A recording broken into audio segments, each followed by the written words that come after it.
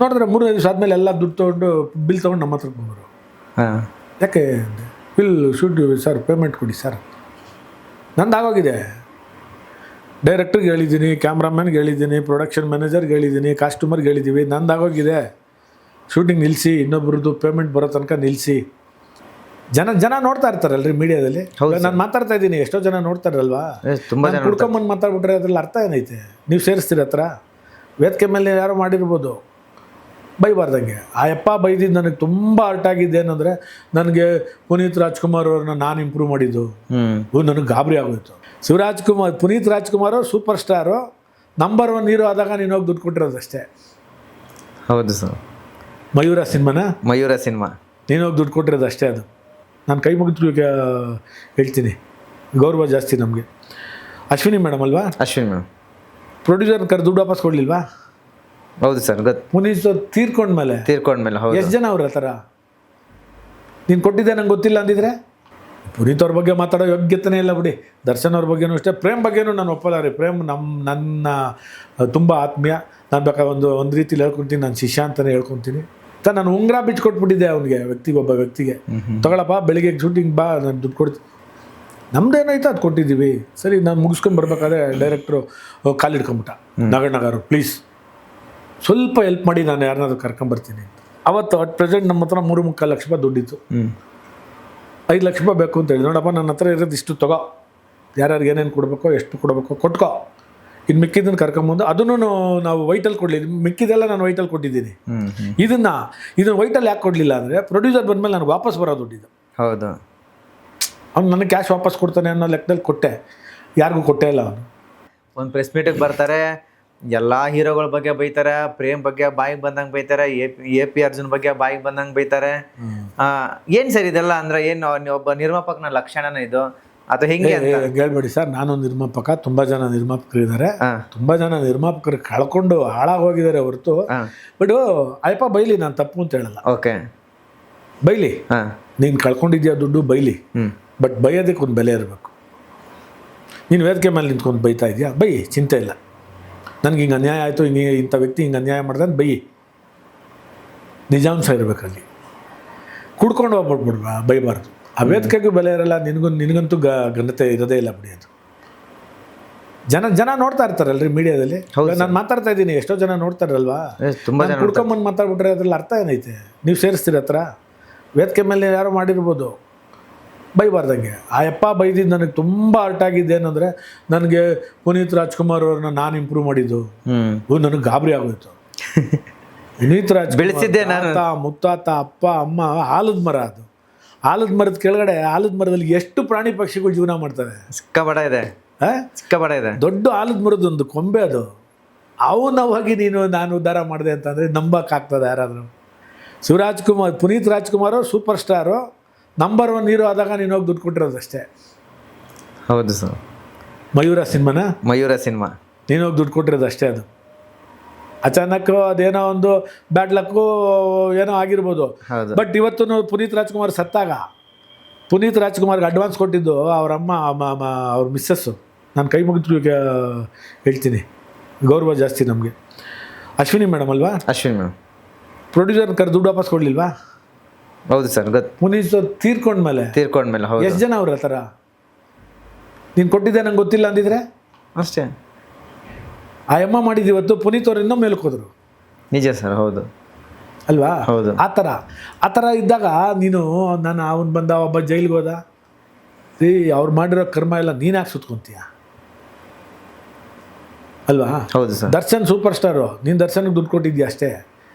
ಅವ್ರನ್ನ ಹಾಕೊಂಡು ಸಿನಿಮಾ ಮಾಡಿದ್ರೆ ನಾನು ಕಳ್ಕೊಂಡಿದ್ರೆ ದುಡ್ಕೋಬೋದು, ಅವರಿಂದ ಒಂದು 4 ಕಾಸು ದುಡ್ಕೋಬೋದು. ಪುನೀತ್ ಅವ್ರ ಬಗ್ಗೆ ಮಾತಾಡೋ ಯೋಗ್ಯತೆನೇ ಇಲ್ಲ ಬಿಡಿ. ದರ್ಶನ್ ಅವ್ರ ಬಗ್ಗೆನೂ ಅಷ್ಟೇ. ಪ್ರೇಮ್ ಬಗ್ಗೆನೂ ನಾನು ಒಪ್ಪಲ್ಲ ರೀ. ಪ್ರೇಮ್ ನನ್ನ ತುಂಬ ಆತ್ಮೀಯ. ನಾನು ಬೇಕಾದ್ರೆ ಒಂದು ರೀತಿಲಿ ಹೇಳ್ಕೊತೀನಿ, ನಾನು ಶಿಷ್ಯ ಅಂತಲೇ ಹೇಳ್ಕೊತೀನಿ. ಮಾತಾಡ್ಬಾರ್ದು ರೀ. ನಾನು ಬೇಜಾನ್ ಜಗಳ ಆಡಿದ್ದೀವಿ ರೀ. ಜಗಳ ಆಡು ನೀನು. ಹೌದು. ನೀವು ವೇದಿಕೆ ಮೇಲೆ ಹತ್ಬಿಟ್ಟು ಕುಡಿದ್ಬಿಟ್ಟು ತೊಡೆ ತಟ್ಬಿಡ್ತೆ. ಓಕೆ ಅಪ್ಪ, ಅವನು ತಲೆ ಕೆಟ್ಟು ಬಂದ್ಬಿಡ ತೊಡೆ ತಟ್ಕೊಂಡು ಏನು ಮಾಡ್ತೀಯಾ? ನೀನು ದೊಡ್ಡ ವ್ಯಕ್ತಿ ಇರ್ಬೋದು, ನಿನ್ನ ಹತ್ರ ಕೋಟ್ಯಾಂತರ ರೂಪಾಯಿ ದುಡ್ಡು ಇರ್ಬೋದು, ಅವನ ಹತ್ರ 100 ಜನ ಇರ್ತಾರೆ. ಯಾಕೆ ಮಾತಾಡ್ಬೇಕು ಹಂಗೆಲ್ಲ? ಅಲ್ವಾ? ಹೌದು ಸರ್. ಬಟ್ ನನಗೆ ತುಂಬ ಅರ್ಟ್ ಆಗೋಯ್ತು ಏನು ಗೊತ್ತಾ, ಪುನೀತ್ ರಾಜ್ಕುಮಾರ್ ಅವ್ರ ಬಗ್ಗೆ ನಾನು ಮಾತಾಡಿದ ತಕ್ಷಣ ಈ ಯಾವನೋ ಒಂದು ಬೋಳಿ ಮಗ ಅಂತ ನಾನು ಹೆಸರು ಹೇಳಲ್ಲಪ್ಪ. ಅದು ಸಹಜವಾಗಿ ಬಂದ್ಬಿಡುತ್ತೆ ಸರ್ ಆ ಪದ. ಅಂಥ ವ್ಯಕ್ತಿಗೆ ಯಾರಾದ್ರೂ ಈ ಥರ ಮಾತಾಡಿದ್ರೆ ಸಹಜವಾಗಿ ಬಂದ್ಬಿಡ್ತೀನಿ ನೀವು ಹೇಳಿದ ಪದ ಅದು. ಸರ್ ಅವತ್ತು ಯಾರು ಕಲ್ಲು ಹೊಡೆದಿಲ್ಲ ಸರ್, ಅದೃಷ್ಟ ಒಂದು. ಹೌದು, ಕಲ್ಲು ಹೊಡೆದಿಲ್ಲ, ಹಿಡ್ಕೊಂಡು ತತ್ಕಿಲ್ಲ, ಅದೃಷ್ಟ. ಹಾಂ, ನೀವು ಸಿನಿಮಾಗಳು ಮಾಡಿದಾಗ ನೀವು ಕಾಸು ಕೊಡದೆ ಆಟ ಆಡ್ತಿದ್ದೀರಿ, ನನಗೂ ಮೋಸ ಆಗೈತಲ್ಲಿ. ನಾವೇನಾದ್ರು ಹೇಳಿದ್ದೀರಾ? ವೇದಿಕೆ ಮೇಲೆ ಹೋಗ್ಬಿಟ್ಟು ಕುಡಿದ್ಬಿಟ್ಟು ನಾನೇನು ತೊಡೆ ತಟ್ಟಿದ್ದೀನಾ? ನಮಗೆ ಇಷ್ಟು ದಕ್ಕಬೇಕು ಅಂತ ಇರುತ್ತೆ ರೀ, ಅಷ್ಟು ದಕ್ಕುತ್ತೆ. ಯಾರೇ ಬಂದರೂ ಅದನ್ನು ಕಿತ್ಕೊಳ್ಳೋಕ್ಕಾಗಲ್ಲ, ಯಾರೇ ಬಂದರೂ ಎಕ್ಸ್ಟ್ರಾ ಕೊಡೋಕ್ಕಾಗಲ್ಲ. ಹೌದು, ನೀನು ಹೊಟ್ಟೆ ತುಂಬ ಊಟ ಮಾಡ್ತೀಯಾ? ಹೊಟ್ಟೆ ತುಂಬುವಷ್ಟೇ ಊಟ ಮಾಡೋಕ್ಕೆ ಆರೋಗ್ಯ ಅಲ್ಲಿಂದನೂ ಹಾಳಾಗಕ್ಕೆ ಸ್ಟಾರ್ಟ್ ಆಗ್ತದೆ. ಹೌದು, ನಿಜ. ಉಪವಾಸ ಇದ್ದಾಗ ಯಾವುದೋ ಒಬ್ಬರು ಒಂದು ರೂಪದಲ್ಲಿ ದೇವರು ಒಂದು ದಾರಿ ಕೊಡ್ತಾನೆ ಸರ್. ಅಷ್ಟೇ ಜೀವನ ಅಲ್ವಾ? ನಾನಿವಾಗ ನಾವು ನ್ಯಾಚುರಲ್ ಆಗಿ ಮಾತಾಡೋದು ಜಾಸ್ತಿ. ಹೌದು, ನಾವು ಬೋಟಾಟಕ್ಕೆ ಬರಲ್ಲ ಸರ್, ಯಾರನ್ನೂ ಮೆಚ್ಚಲ್ಲ ನಾವು. ನಾನು ಅದಕ್ಕೆ ಹೇಳ್ಕೊಳ್ಳೋದು, ನಾನು ಮೋಸವಾಗಿ ಎಷ್ಟೋ ಜನ ಹೇಳ್ತಾರೆ ಯಾಕೆ ಗುರು ಯಾವಾಗೂ ಹೇಳ್ಕೊತೀಯ ಅಂತ. ನನಗೆ ಅನುಭವ ಹೇಳ್ಕೊತೀನಪ್ಪ. ಅನುಭವ ಹೇಳ್ಕೊತೀರಷ್ಟೇ. ನನ್ನ ಎಕ್ಸ್ಪೀರಿಯೆನ್ಸು ನನಗೆ ಮಾಡಿರೋರನ್ನ ನೆನ್ಸ್ಕೋಬೇಕಂತ. ಯಾವತ್ತೂ ನಮ್ಗೆ ಯಾರು ಕೆಟ್ಟದ್ದು ಮಾಡ್ತಾರೋ ಅವಾಗ ನೆನ್ಸ್ಕೋಬೇಕಂತ. ಅವ್ರನ್ನ ಕೆಟ್ಟದ್ದು ನಮ್ಗೆ ಯಾರು ಮಾಡಿರ್ತಾ ಆ ವ್ಯಕ್ತಿನ ನೆನ್ಸ್ಕೊತಾ ಇರಬೇಕು. ಯಾಕೆ ಅಂದರೆ ನಾನು ಈ ಥರ ಇಷ್ಟು ಮುಟ್ಟಾಳಿನ ಥರ ಮಾಡ್ಬಿಟ್ಟು ನಾನು ಅದು ಒಂದು ಬರ್ತದೆ. ಇನ್ನು ಮುಂದಕ್ಕೆ ಹುಷಾರಾಗಿರ್ಬೇಕು ಅನ್ನೋದು ಒಂದು ಬರ್ತದೆ. ಆದರೂ ದೇವರು ಅವ್ರನ್ನ ಚೆನ್ನಾಗಿ ಇಟ್ಟಿರಲಿ ಅಂತಲೇ ಹೇಳ್ತೀನಿ ನಾನು. ಬಟ್ ದೇವರಿದ್ರೆ ಚೆನ್ನಾಗಿ ಇಟ್ಟಿರಲ್ಲ. ಅದೆಲ್ಲ ಒಂದು ಕಡೆ ಕೆಟ್ಟವರಿಂದ ಏನಕ್ಕೆ ಜೀವನ ಕಲಿಯೋದು ತುಂಬ ಇದೆ ಸರ್. ಬಟ್ ನಾನೇನು ಕಲೀಲೇ ಇಲ್ಲ ಅನ್ಸುತ್ತೆ ಸರ್. ನಾನು ಇವಾಗ ಏನೋ ಸುಮಾರಾಗಿ ಒಂದು ಆ್ಯಾವ್ರೇಜ್ ಆಗಿ ಇದ್ದೀನಿ ಸರ್. ಇವಾಗೂ ನಾನು ಯಾಮಾರಿಸ್ಬೋದು, ನಾನು ಹೇಳ್ತೀನಿ ನಿಮ್ಮನ್ನ ಸರ್. ನಂಬಿಡ್ತೀನಿ ಸರ್, ನಾನು ಸೆಂಟಿಮೆಂಟ್ ಜಾಸ್ತಿ ನಂಬಿಡ್ತೀನಿ ಸರ್.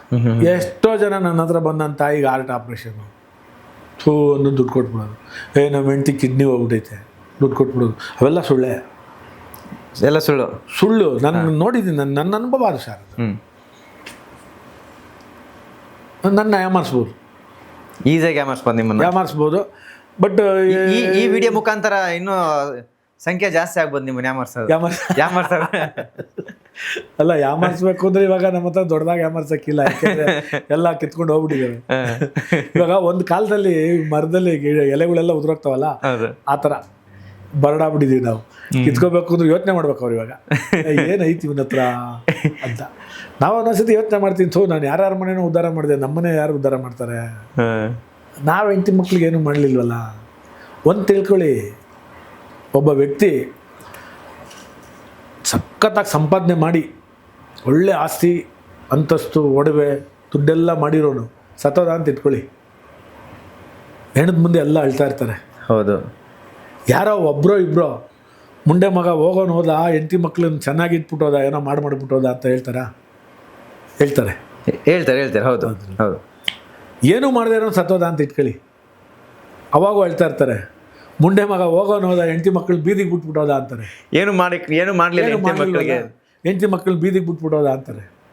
ಹಿಂಗೇನೆ ಜನಕ್ಕೆ ನೀವೇನೇ ಮಾಡಿ ಸಾ, ನೀವು ಮದುವೆಗೆ ಹೋಗಿ ಸಾ, ಇದು ಎಕ್ಸಾಂಪಲ್ ಜೋಕಾಗಿ ಹೇಳ್ತೀನಿ, ಒಂದು ಚಿನ್ನದ ಇಟ್ಕೆ ಕೊಡಿ ಸಾ, ಏನೋ ತೆಂಗಿನಕಾಯಿ ಬದಲು ಊಟ ಮಾಡ್ಕೊಂಡು ಆಚೆ ಬರೋನು ಏನಂತ ಗೊತ್ತಾ, ಮುಂಡೆ ಮಗ ನೋಡೋದು ತಗೊಂಡೋಗಿ ಚಿನ್ನದ ಇಟ್ಕೆ ಕೊಟ್ಟ, ಇದನ್ನ ಇಟ್ಕೊಂಡು ಹೋಗಿ ಒಂದು ಬೆಳ್ಳಿ ಬ್ಯಾಗ್ ಕೊಡ್ಬೋದಾಗಿತ್ತಲ್ವ. ಸ್ಯಾಟಿಸ್ಫ್ಯಾಕ್ಷನೇ ಇಲ್ಲ ಇವಾಗ, ಸಮಾಧಾನನೇ ಇಲ್ಲ ಸರ್.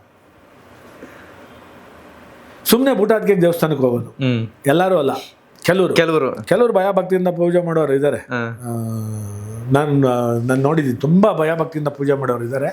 ನನ್ನ ಸ್ವಂತ ನನ್ನ ಮನೆ ಅನುಭವ ತಗೊಂಡು ಹೇಳ್ತೀನಿ, ತುಂಬ ಚೆನ್ನಾಗಿ ಪೂಜೆ ಮಾಡೋರು ನಮ್ಮ ಮನೆಗಳೆಲ್ಲ ಇದ್ದಾರೆ.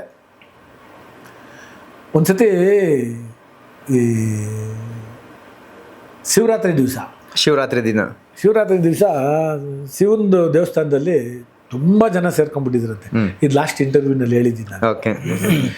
ಜನಗಳಿಗೆ ಅರ್ಥ ಆಗಲಿ ಅಂತ ನಾನು ಇನ್ನೊಂದ್ಸತಿ ಹೇಳ್ತೀನಿ. ಬಟ್ ನಾನು ಜನಗಳಿಗೆ ಅರ್ಥ ಮಾಡಿಸೋ ಅಷ್ಟು ದೊಡ್ಡ ವ್ಯಕ್ತಿ ಅಲ್ಲ.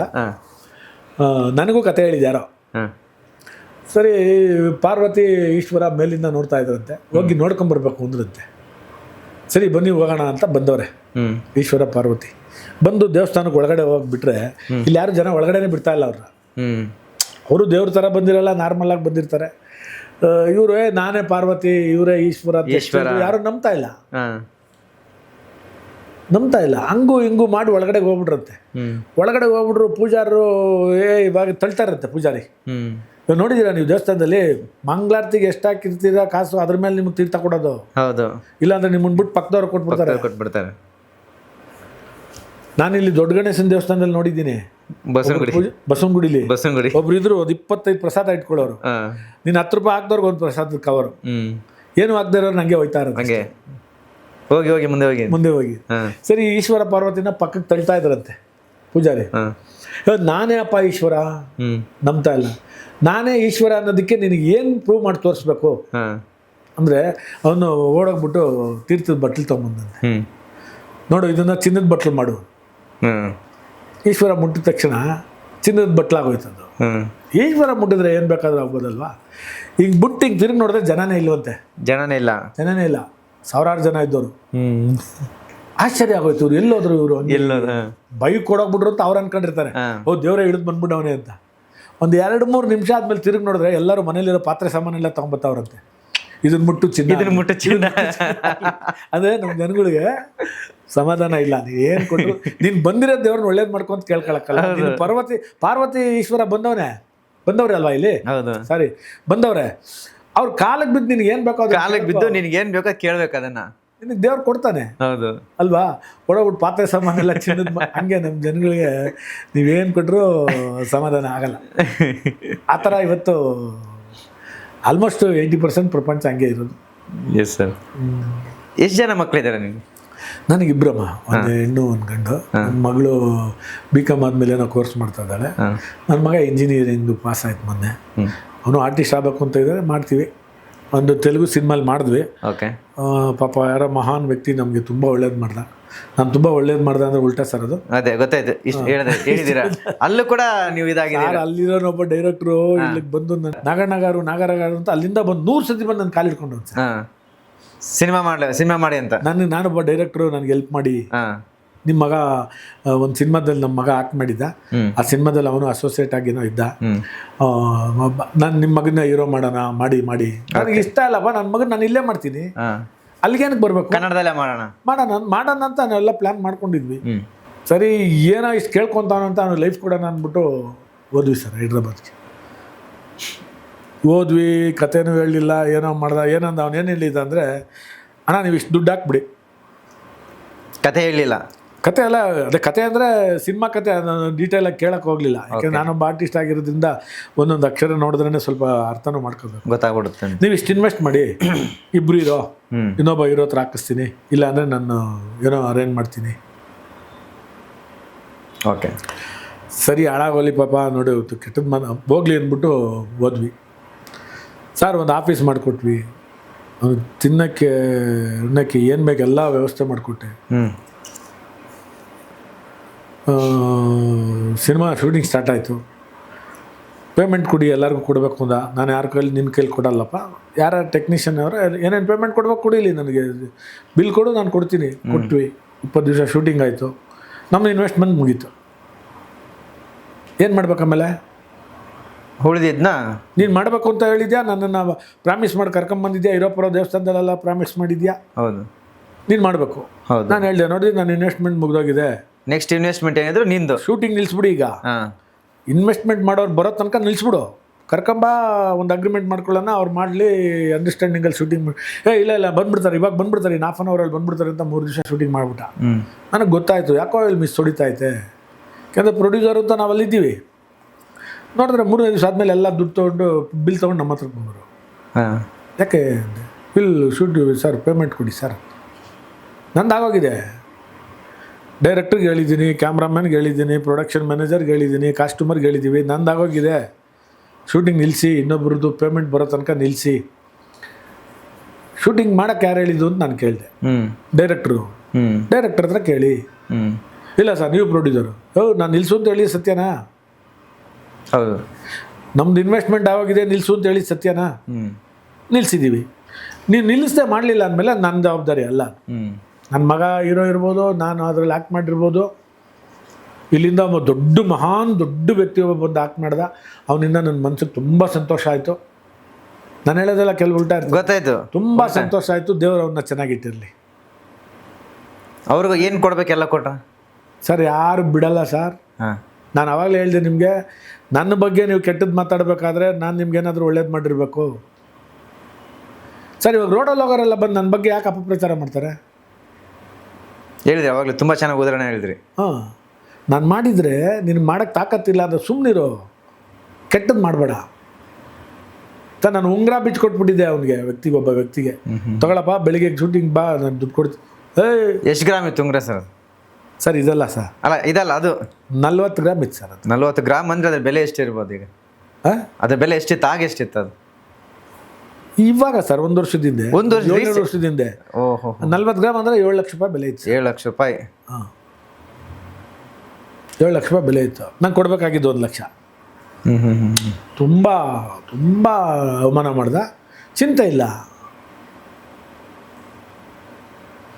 ಆಮೇಲೆ ಶೂಟಿಂಗು ನಿಂತೋಯ್ತಲ್ಲ, ಎಲ್ಲರೂ ಬಂದರು. ನಾನು ಹೇಳಿದೆ, ನೋಡಪ್ಪ ಆಗಲ್ಲ, ಇನ್ನು ನಮ್ದೇನಾಯ್ತು ಅದು ಕೊಟ್ಟಿದ್ದೀವಿ. ಸರಿ, ನಾನು ಮುಗಿಸ್ಕೊಂಡು ಬರ್ಬೇಕಾದ್ರೆ ಡೈರೆಕ್ಟ್ರು ಕಾಲಿಡ್ಕೊಂಬಿಟ್ಟ, ನಗರ್ ಪ್ಲೀಸ್ ಸ್ವಲ್ಪ ಹೆಲ್ಪ್ ಮಾಡಿ, ನಾನು ಯಾರನ್ನಾದ್ರೂ ಕರ್ಕೊಂಬರ್ತೀನಿ ಅಂತ.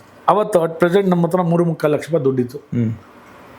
5 ಲಕ್ಷ ರೂಪಾಯಿ ಬೇಕು ಅಂತ ಹೇಳಿ, ನೋಡಪ್ಪ ನನ್ನ ಹತ್ರ ಇರೋದು ಇಷ್ಟು ತಗೋ, ಯಾರ್ಯಾರಿಗೆ ಏನೇನು ಕೊಡಬೇಕೋ, ಎಷ್ಟು ಕೊಡಬೇಕೋ ಕೊಟ್ಕೋ, ಇನ್ನು ಮಿಕ್ಕಿದ್ದನ್ನು ಕರ್ಕೊಂಬಂದು, ಅದನ್ನು ನಾವು ವೈಟಲ್ಲಿ ಕೊಡಲಿ, ಮಿಕ್ಕಿದೆಲ್ಲ ನಾನು ವೈಟಲ್ಲಿ ಕೊಟ್ಟಿದ್ದೀನಿ. ಇದನ್ನು ವೈಟಲ್ಲಿ ಯಾಕೆ ಕೊಡಲಿಲ್ಲ ಅಂದರೆ, ಪ್ರೊಡ್ಯೂಸರ್ ಬಂದಮೇಲೆ ನನಗೆ ವಾಪಸ್ ಬರೋ ದುಡ್ಡಿದ್ದು. ಹೌದು, ಅವ್ನು ನನಗೆ ಕ್ಯಾಶ್ ವಾಪಸ್ ಕೊಡ್ತಾನೆ ಅನ್ನೋ ಲೆಕ್ಕದಲ್ಲಿ ಕೊಟ್ಟೆ. ಯಾರಿಗೂ ಕೊಟ್ಟೇ ಇಲ್ಲ, ಅವನು ತಿನ್ಬಿಟ್ಟವನೇ. ಎಲ್ಲರೂ ನನಗೆ ಅಲ್ಲಿಂದ ಪಾಪ ಹೈದ್ರಾಬಾದಿಂದ ಫೋನ್ ಮಾಡ್ತಾರೆ. ಫೋನ್ ಮಾಡಿದಾಗ ಹೇಳ್ತೀನಿ, ನನಗೂ ಅದಕ್ಕೆ ಸಂಬಂಧ ಇಲ್ಲಪ್ಪ, ಇವಾಗ ನಾನು ನಿಮ್ಮ ಥರ ಲಾಸ್ ಮಾಡ್ಕೊಂಡು ಸಿಕ್ಕಾಕೊಂಡಿರೋನೆ, ನಮ್ಮದು ಕೋಟಿಗಟ್ಟಲೆ ತಗೊಳಕಂಡೈತೆ ಅಲ್ಲಿ,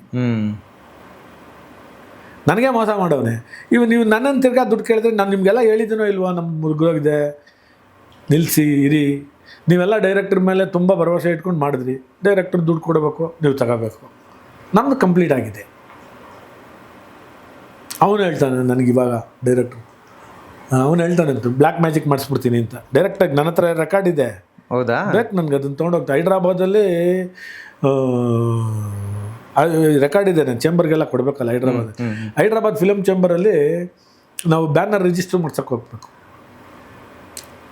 ನಮ್ಮ ಕಸಿನ್ ಇದರಲ್ಲೇ ಹೆಸರಲ್ಲೇ ಮಾಡಿಸಿದ್ದು. ಅಲ್ಲಿ ಚೇಂಬರಲ್ಲಿ ರಿಜಿಸ್ಟರ್ ಮಾಡ್ಸೋಕ್ಕೆ ಮುಂಚೆ ಎಲ್ಲರೂ ಯಾರ್ಯಾರು ಹೊಸ ಪ್ರೊಡ್ಯೂಸರ್ ಬರ್ತಾರೋ ಅವರೆಲ್ಲ ಕರೆದು ಇಂಟರ್ವ್ಯೂ ಇದು ಮಾಡ್ತಾರೆ. ಒಂದು ಇಂಟರ್ವ್ಯೂ ಥರ ಮಾಡಿ ಅವ್ರು ಸಜೆಷನ್ ಕೊಡ್ತಾರೆ, ಯಾಕೆ ಬರ್ತಾಯಿದ್ರೆ, ಏನು, ಹುಷಾರಾಗಿರಿ. ಸರ್ ಅಲ್ಲಿ ಏನು ಹೇಳಿದ್ರು ನೋಡಿ, 25 ಲಕ್ಷ ಹಾಕಿ ನಿಮಗೆ ಬಿಸ್ನೆಸ್ ಮಾಡಿಕೊಟ್ಬಿಡ್ತೀನಿ, ನಿಮಗೆ OTT ಮಾಡಿಸ್ಕೊಟ್ಬಿಡ್ತೀನಿ, ಸ್ಯಾಟಲೈಟ್ ಸೇಲ್ ಮಾಡಿಸ್ಕೊಟ್ಬಿಡ್ತೀನಿ ಅಂತ ಹೇಳ್ತಾರೆ. ನೀವು ಆಸೆಗೆ ಹಾಕ್ತೀರಾ. 25 ಆದ ತಕ್ಷಣ ಇನ್ನು 25 ಹಾಕಿ ಯಾರೋ ಬರ್ತಾರೆ ಅಂತಾರೆ, ಯಾರನ್ನೋ ತೋರಿಸ್ತಾರೆ, ಕರ್ಕೊಂಬರ್ತಾರೆ, ಇವರೇ ದುಡ್ಡು ಹಾಕೋರು ಅಂತಾರೆ. ಅವಾಗ ಬಂದ್ಬಿಡವನಲ್ಲ ಅಂತ ನಾವು ಇನ್ನೊಂದು 25 ಹಾಕ್ತೀವಿ, ಇಲ್ಲ ಇನ್ನೊಂದು 25 ಹಾಕಿ ಅದನ್ನೂ ಹಾಕ್ತೀವಿ. ಅಷ್ಟು ಹಾಕಿದ ತಕ್ಷಣ ಅವನೇನು ಹೇಳ್ತಾನೆ, ನೀವೇ ತಾನೇ ಮಾಡಬೇಕು, ನಮ್ಮ ಹತ್ರ ಯಾರೂ ಬರೋಲ್ಲ, ನೀವೇ ದುಡ್ಡು ಹಾಕ್ಕೊಂಡು ಮುಗಿಸ್ಕೊಳ್ಳಿ ಅಂತಾನೆ ಅಂತ ಹೇಳಿದರು. ದಾಮೋದರ್ ಅಂತ ವ್ಯಕ್ತಿ, ದಾಮೋದರ್ ಅಂತ ಫಿಲಮ್ ಚೇಂಬರಲ್ಲಿ ಆಫೀಸ್ ಬೇರೋರವರು ಹೇಳಿದ್ರು. ಇಷ್ಟೆಲ್ಲ ಆದಮೇಲೆ ನಿಮ್ಗೆ ಇಷ್ಟು ಹೇಳಿದ್ಮೇಲೂ ನೀವು ನಂಬಿಕೆ ಇಟ್ಕೊಂಡು ಸಿನಿಮಾ ಮಾಡಿದ್ಮೇಲೆ 6 ತಿಂಗಳಲ್ಲಿ ನನ್ನ ಹತ್ರಕ್ಕೆ ತಿರ್ಗಾ ಬರ್ತೀರಾ ನೀವು ಕಂಪ್ಲೇಂಟ್ ತೊಗೊಂಡು ಅಂತ ಹೇಳಿದರು. ಸರ್ ಅವ್ರು ಏನು ಹೇಳಿದ್ರು, ಕಾಮ ಫುಲ್ ಸ್ಟಾಪು ಮಿಸ್ ಆಗಲಿಲ್ಲ ಸರ್. ಅದೇ ಥರ ಮೋಸ ಮಾಡಿದೆ ನಾನು. ಈಗ ಇಲ್ಲ ಸಿನಿಮಾ ಮಾಡಬೇಕು, ಎಸ್ ಮಾಡ್ತೀನಿ ನಾನು, ನಿನ್ನನ್ನು ತಿರ್ಗಾ ಡೈರೆಕ್ಟರ್ ನಾನು ಮಾಡಲ್ಲ, ನೀನು NOC ಕೊಡು, ನಾನು ಸಿನಿಮಾ ಮುಗಿಸ್ಕೊತೀನಿ, ಆ ಬ್ಯಾಲೆನ್ಸು ನಾನು ಕ್ಲಿಯರ್ ಮಾಡ್ಕೊಂಡು, ನೀನು ತಿಂದಿದ್ಯಾ, ತಿಂದು ಹಾಳಾಗೋಗಿ ಚಿಂತೆ ಇಲ್ಲ, ನಾನು ಮಾಡ್ಕೊತೀನಿ, ಇಲ್ವಾ ನಂದನ್ನು ಕೊಟ್ಬಿಡು, ನಾವೆಲ್ಲರೂ ಫ್ರೀಯಾಗಿ ಆ್ಯಕ್ಟ್ ಮಾಡ್ಬೇಕಾ ಮಾಡ್ತೀವಿ, ನೀನು ಮಾಡ್ಕೊ, ಮತ್ತೆ ನಿನಗೋಸ್ಕರ ದುಡ್ಡನ್ನ ನಾನು ಸಾಲಾಗಿಲ್ಲ ಮಾಡಿ ತಂದು ಹಾಕೋಕ್ಕಾಗಲ್ಲ, ನೀನೇನೋ ಸಿಗೋಡು ನಾನು ಮಾಡ್ತೀನಿ.